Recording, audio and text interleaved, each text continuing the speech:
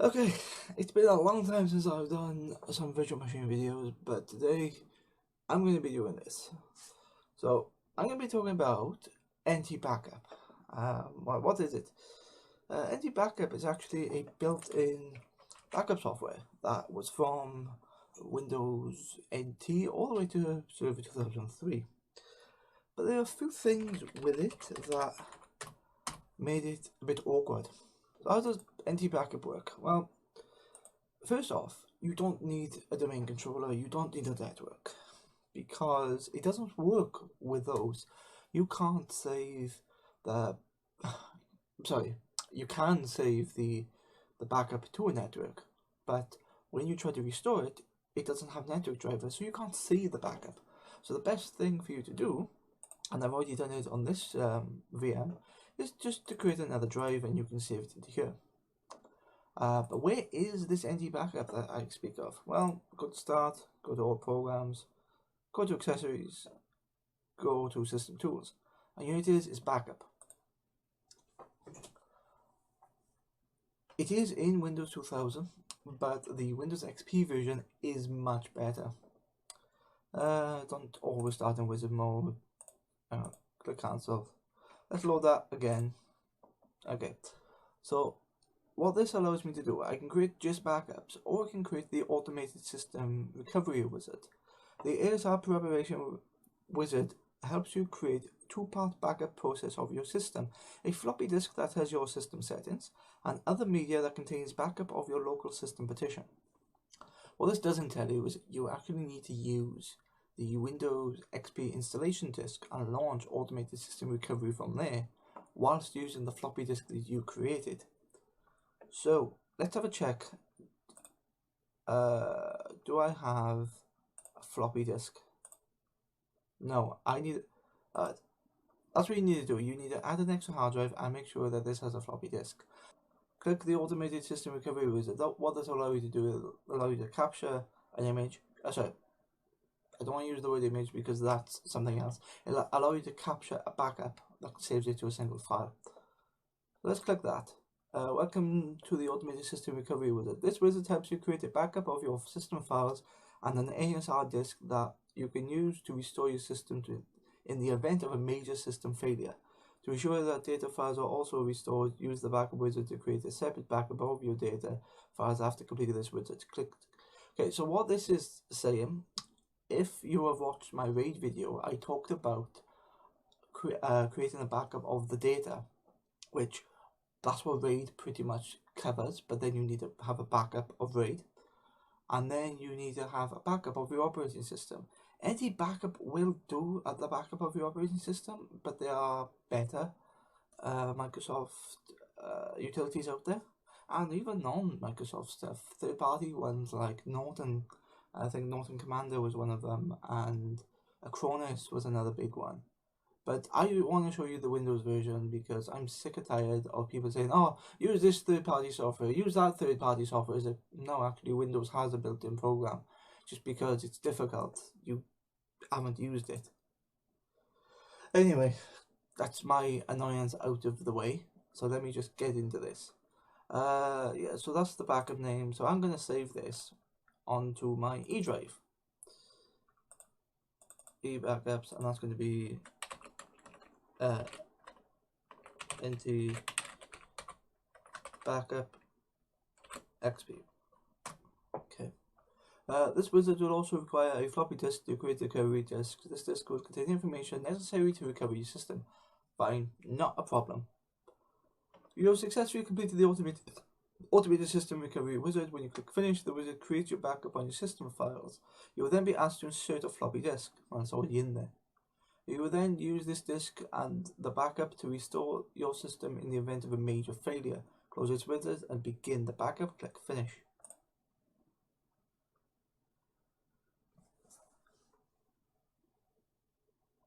Okay, so that's just getting information of my PC. And what this is doing, oh, notice this, it says prepare the backup using a shadow copy. A shadow copy is actually a feature introduced in Windows XP that wasn't in NT or 2000. What essentially allows you to do is to copy files that are already in use. So this is a true backup of your system. If you couldn't copy files that were in use, you will have some gaps in the data, which I can understand why people used other programs such as Acronis or Norton, but I think with XP they got around that and you could use the built-in software. So yeah, so this is the backup dialog box, and it's just copying your files into a single thing. So this drive is very small. It'll only take about 5 minutes to back up, and when that's finished, I'll be back. Okay, now that's backed up. Now that's backed up. It says insert a blank formatted diskette into drive A. Recovery information will be written to the drive. Well, yes, there is already one here. So let's get into that. Click OK.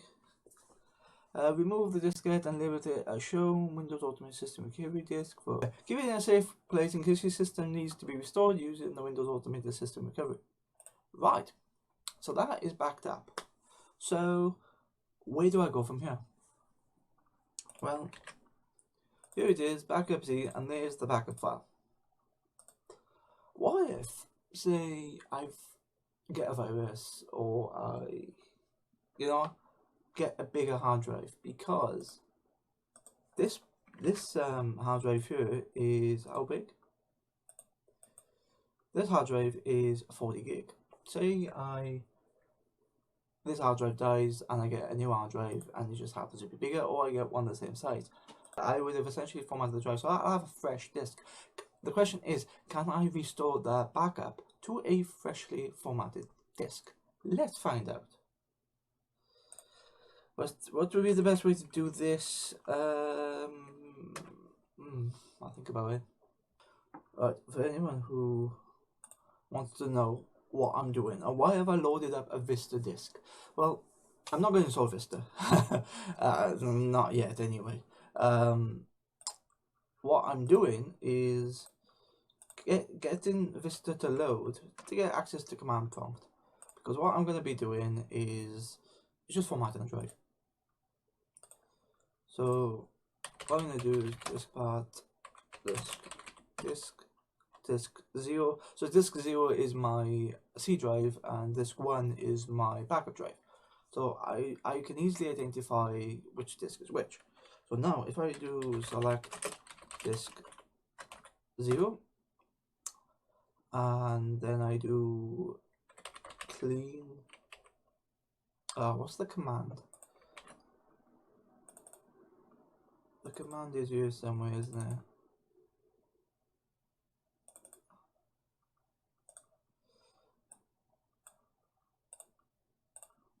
Right, so select disk 0, select disk 0 is now selected, disk clean, click clean, so that's now going to clean disk 0.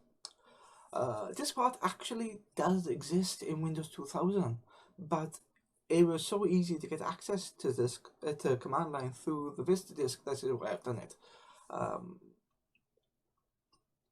But all I'm using is just the disk part program.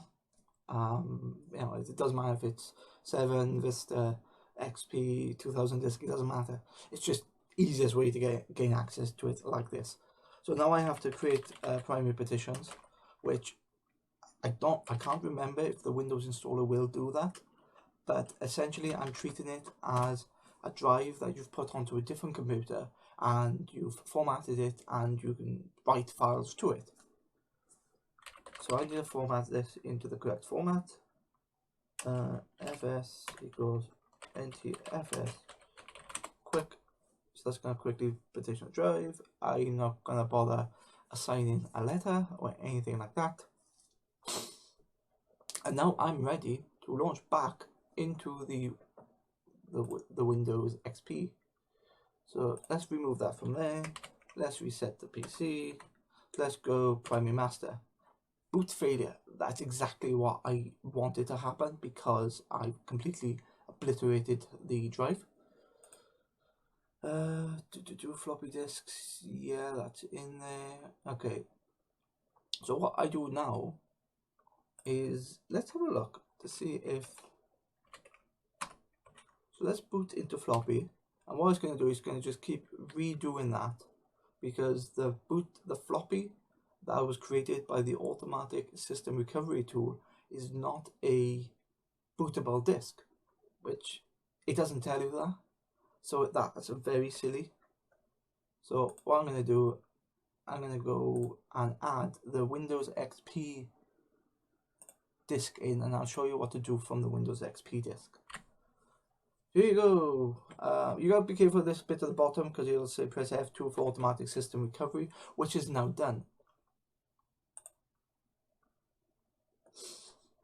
And what this does, it actually reinstalls Windows XP. Let's have a look. To restore the configuration of your system, setup must delete and recreate all the partitions on the disk listed below. Caution, all data present on these disks will be lost. That's a 40 disk 0 at ID 0 on bus 0 on ATF. Yeah, so that is the correct disk. That is fine. I want to continue. Partitions on all disks will be deleted. That is fine. Continue on that one. So what it's now doing, it's actually installing XP. Yeah, it's doing a fresh install of XP, and what it'll do once it's finished, it will apply then the backup to that fresh install of XP. It's a bit of a blunt way of doing it, personally. The way the later versions work, it has an image which it then copies the files from one part to another, but it doesn't freshly install Windows. Well, this does a fresh install of Windows, but to be honest, backup systems at this time were really in their infancy, especially from Microsoft's point of view. But to be honest, what you'll find is that it will work, and it'll get you out of the shit. It's not the best, most elegant way of doing it, but it will help. It definitely gets you out of certain things. So a lot of this is the same as my first installation video, so I'm going to skip past a lot of this. But if something important comes up, I'll be sure to tell you. Okay, so this looks very familiar, doesn't it? As I said, this is actually reinstalling Windows. But it is completely automated. It's not going to ask you questions, or it shouldn't ask you questions about the product key or the users or anything like that. So let's just sit and watch and see what it does. Okay, so this is a bit different. This wizard guides you through the process of restoring your Windows system files, configuration, and disk partitions. You will need to have a backup of your system that you created when your system was last operating correctly. Well, the other drive should still be connected. Let me just check that. Yeah, the other drive is still in there. That's fine. Cool. Click next. It knows that it is saved to NTBACKUP, and if we browse, we can clearly see that it's the C drive, my XP disk, and the backup folder. Yeah, so that's fine. Okay, and click next. And now what it's going to do is going to back up from, sorry, it's going to restore from that backup. To do was restore all data on media. And now this is restoring that backup file. So that should take a couple of minutes, and I'll be back when that's finished.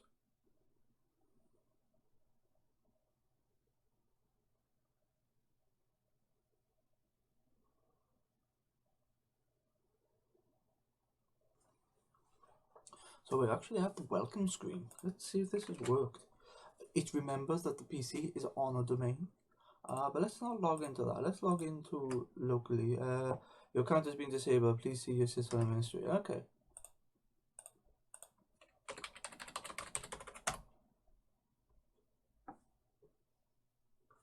Let's see if that's worked.